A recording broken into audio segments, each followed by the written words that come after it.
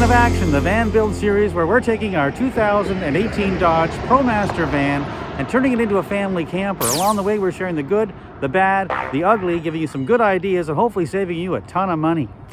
You may notice something different about the background.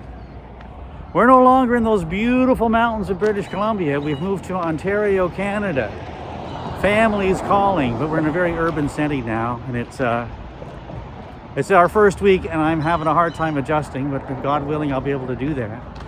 But you haven't heard a lot from me because in the last couple of months while we were in BC getting ready to move, the van was here in Ontario. But I finally got it back. We're all together now, and that's good. The sun's coming out. It's May 2024, and it's time to start putting this guy back together again. There we go. I've missed him. Her, whatever. I've missed it. It's just amazing. So today, I'm going to put the batteries back in. I'm going to walk you through that. It'll be a short video, but there's a few things I want to just share with you. Let's get started.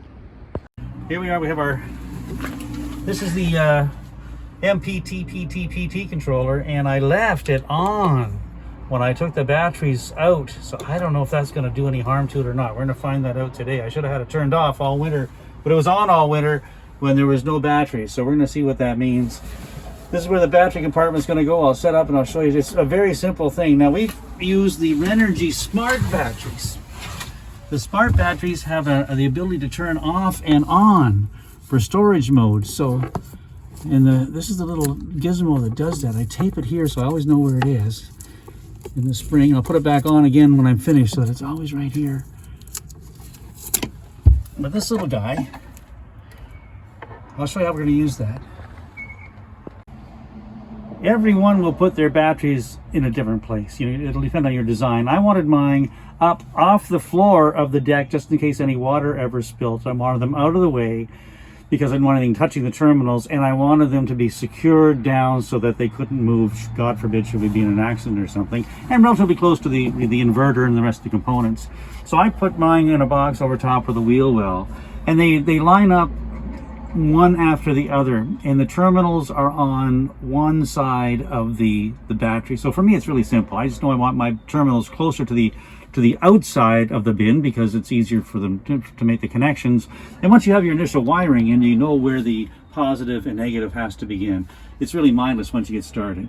I don't know how much of this you're actually going to be able to see as I put them in because it's a pretty tight space. But what I did was if you buy Renergy batteries, and I'm not supported in any way by the Renergy company, but I found them to be extremely reliable in terms of their functionality and extremely unreliable in terms of their customer service. But they come with, and when you buy them, they come packaged in with this white foamy stuff, this dense foam packaging in their shipping containers.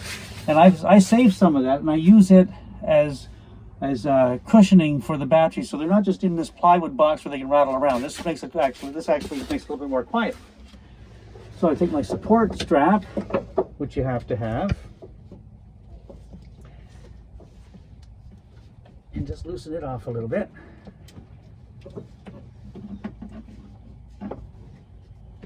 Maybe. We'll see how it goes.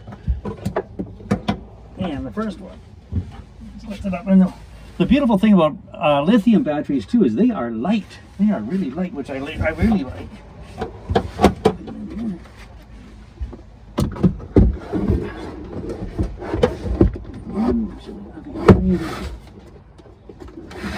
There's the first one. Make sure I get my strap in place too. There's a sequence to how the pieces have to go together. You'll figure that out as you go. And the second one goes up beside it.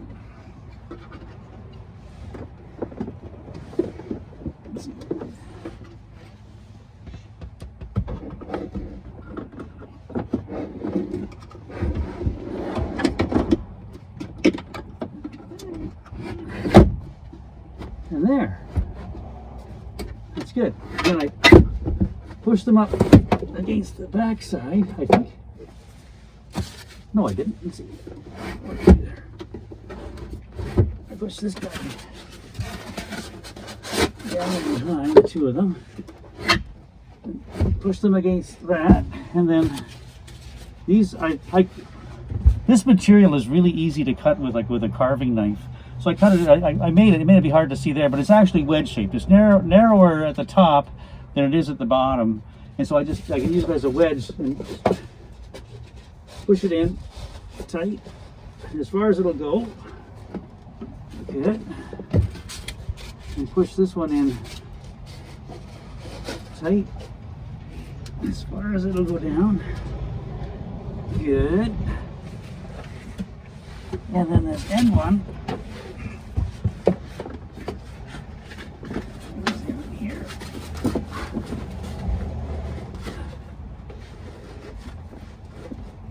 Goes down as far as it'll go.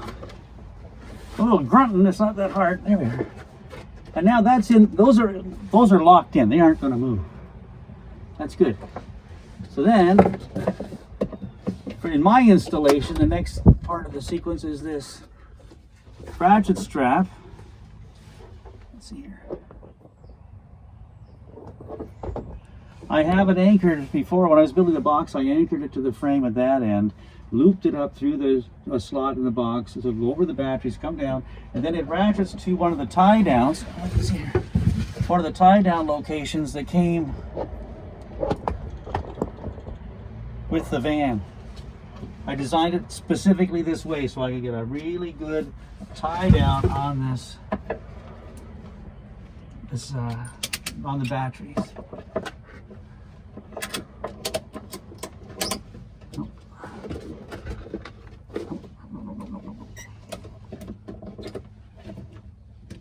Nice and tight there.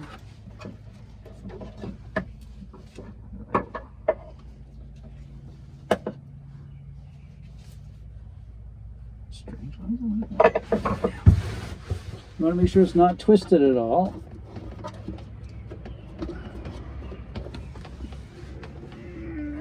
Like that's better. You don't want to twist it as you go.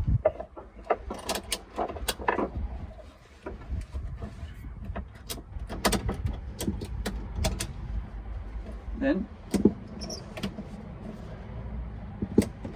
down tight. Good. Good. That's excellent. Okay, now I'm going to switch the camera angle. Okay, now I hope you can see this okay, because this really isn't very difficult to do, but it's difficult to show. So on the negative terminal, we put the negative cable that runs from the batteries, but we also have to connect the batteries together. So the two negatives, and we put these little jumper cables, if that's what they're called, I don't know. From here, goes into this terminal first. Now you may, I don't know if you can see this or not, this is a string that I've pulled down for my chasing, for if I ever want to get a wire back up to the little control panel at the front. This string will take me right up the little cavity that I left when I was building. I can put a tie a wire to this, go into the inside, find the other end of the string, pull it up, it'll fish it right through the secret little place I built. And then I always attach another string to that wire so I can pull a fresh string in as I go. That way I don't have to take too much apart to try and fish my wires in if I want to add something. Now, you know what? I did that at first thinking, oh, I'll probably never use that. But it's turned out to be really helpful. So the two blacks go like this. That's good. So now the two batteries are connected together for negatives. And that's good. And then the positive comes off here. And I like to put the and then the positive cable goes back on this terminal here first.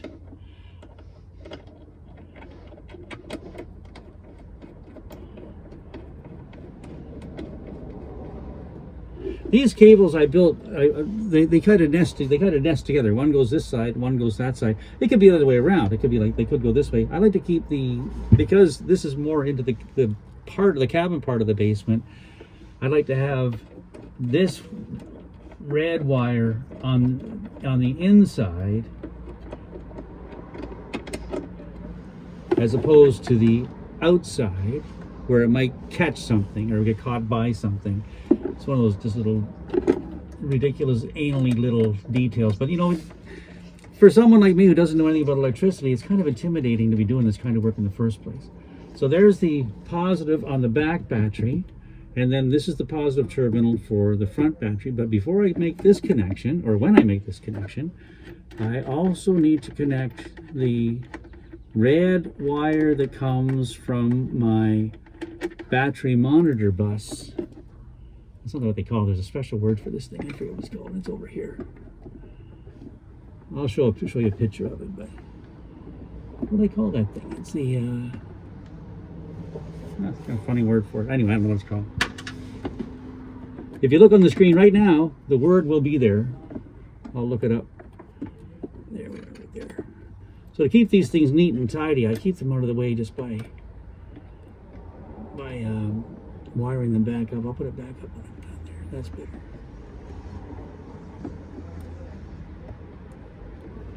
Okay, so this little guy goes on here as well, and that's what feeds the battery monitor in the cabin, so I know whether I'm charging or discharging and what my load is and all that technical stuff that I really don't understand that well. That goes on there.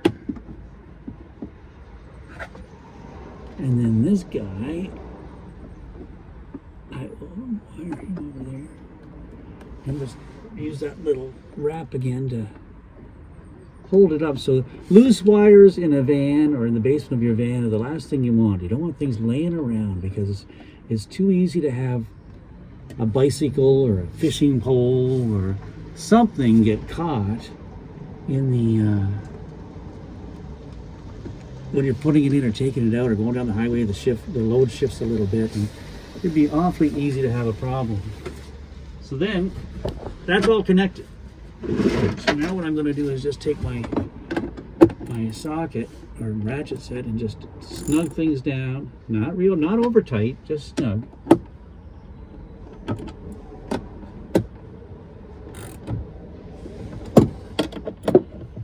And that is done. Now it's time to turn the batteries on because the batteries have been off. That's where we come back to this guy again. Now, let me see if I can show you this. I know I did another video. There is one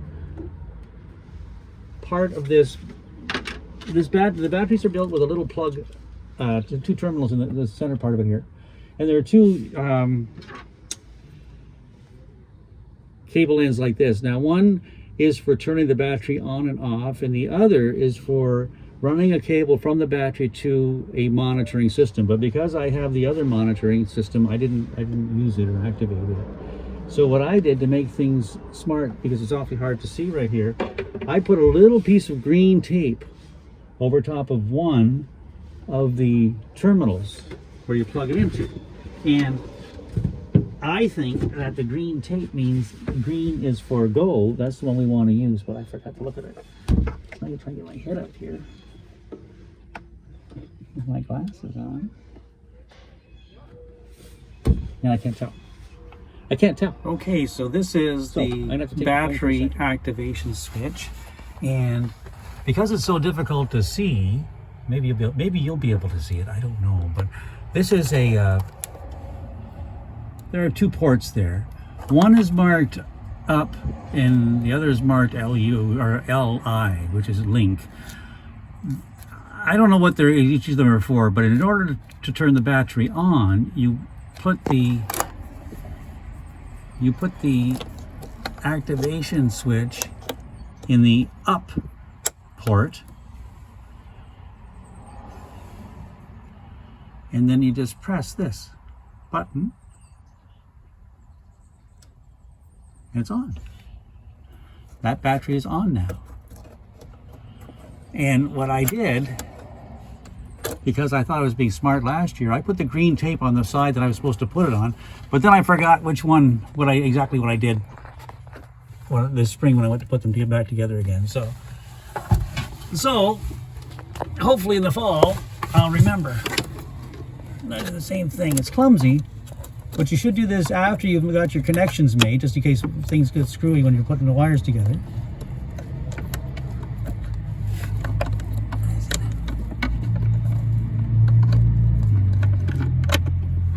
Okay, so now that's in. You heard it. That was already on, huh?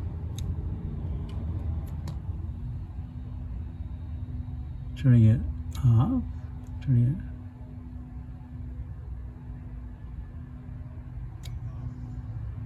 it.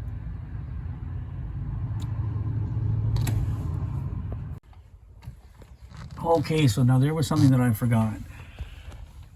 It seems that if the batteries are connected and you turn one battery on, the juice runs through into the other battery and the other battery thinks it's on already. So what I've done is I've disconnected the black cable from this terminal, so now the batteries are isolated one from the other. And I'm going to put the switch link back in again, and you'll see it's not on, and I'm going to press, turn it on. See the light? Now, that's great. So now I'm going to take it out of that guy and move it over to this plug. And you heard it. See, now it's not on. And now it is. And now I can turn it off again because the batteries are isolated. So both batteries are on, that's good. Okay, both batteries are on.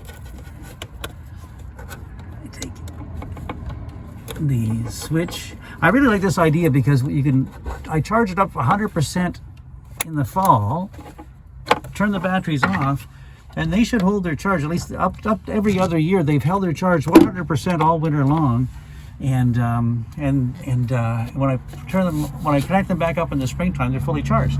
Now I'm going to put this cable back on, and then we'll go from there. So now I have the batteries connected. I had opened this fuse in the fall, and I'd opened this fuse in the fall. And now I come over here and I turn on my solar panels, and we'll see what happens.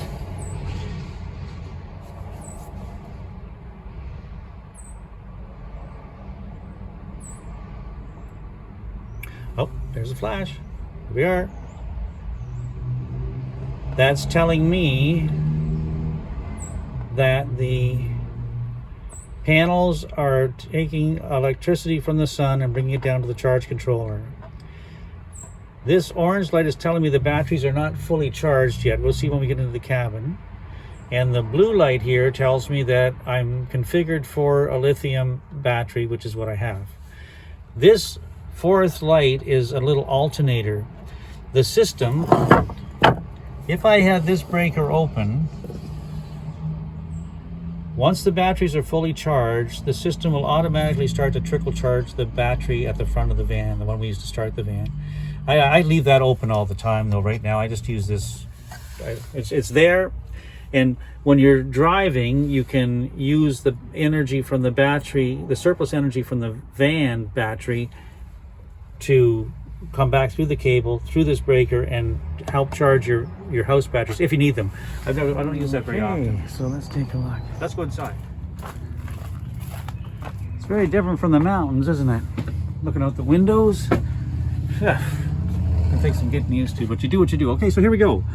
Now, the monitor tells me that we are charging. We've got 200 amp hours capacity, and because those arrows are going up, it means there's power going in, even though it's fully charged. 100% charged. We're bringing in 13.9 volts at 12.8 amps, whatever that means. 178 W's, I don't know. This 00 though is a little surprising to me, because normally that will tell you how many amp hours you have remaining before your system is depleted. So to see, let me have to reset this. I imagine after being off for a period of time, I may have to reprogram it. We'll have to wait and see what happens. Maybe it'll kick in. For now, let's see if it's working.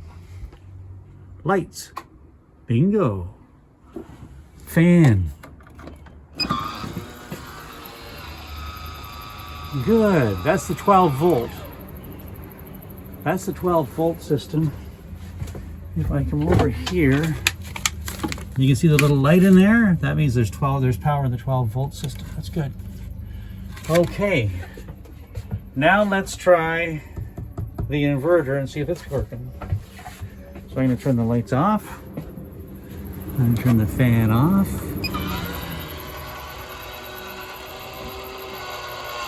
That's the max air fan lid coming down. And it's still reading 0, 0. We'll see. We'll put a load on it and see what happens. Now this is the inverter. So now see if you can hear this. If you heard the beep, that means that the inverter's turned on. Everything's good.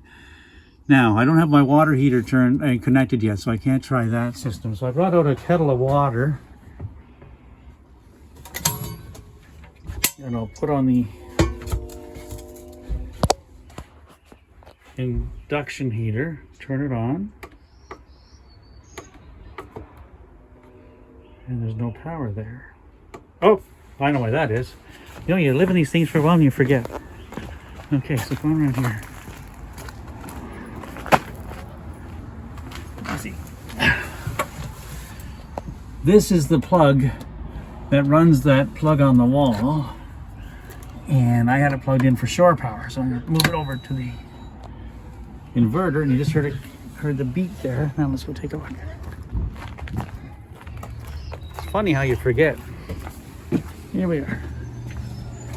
Now, got a red blinking light there, which is a good sign. And I'm going to mode 240 degrees Celsius. There we go. It's heating. Let's see what's happening over here. Oh, there we go. Now we got a load. Now we got something telling us. That's good. So we have 1.42 hours remaining in power for 198 amp hours. Like the induction heater draws quite a bit. That's good. Okay, the water's just starting to get hot, and you can see that we have 93% capacity left. Oh, hang on a second.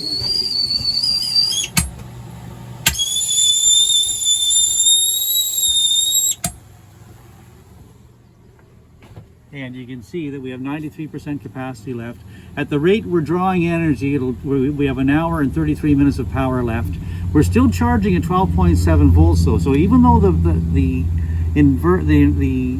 infusion cooktop is drawing a lot of power, the sun's putting a bunch of power back.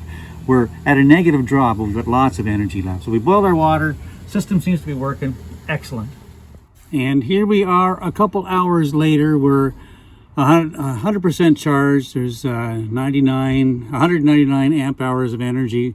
You see what's coming in, and we're 99. Now, all of a sudden, I don't know when, but somewhere along the line, this is the number of hours left before we deplete our supply based on the amount we're using now. So we have next to no draw at all, but there is some kind of a draw, right? You'll see that. And the van's actually in the shade now, so we're drawing something, and it's discharging a bit. And there's nothing on in here, but what I did do was I set it up to trickle charge the battery in the van. Okay, so here we are now. So see, this light's flashing. Sorry. I'm gonna have the wind. This light's flashing, which means it's trickle charging the battery at the front. This light's solid, which means there's energy coming off of the roof.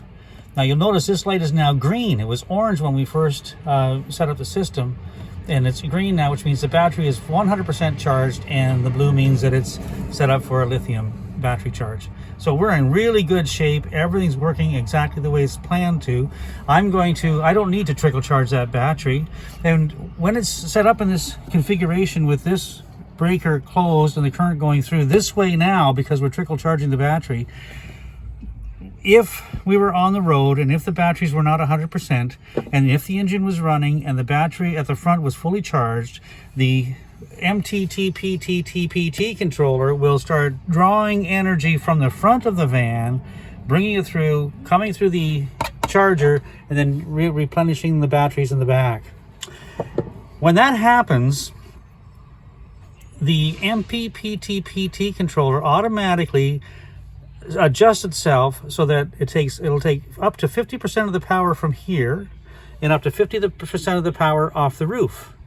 But it won't take 60-40 or 70-30. It's 50%, 50%. If this is only generating 25% and this is generating 75%, it doesn't matter. It's still 50%, 50%. So I tend to leave this open and completely disconnected because there's no reason for it to be there, and I don't need that energy coming through, and I don't want to put the extra load on my alternator because the alternator in this van is the smaller one for the Promaster. It's there if I need it in a pinch, but if I don't need it, I won't use it.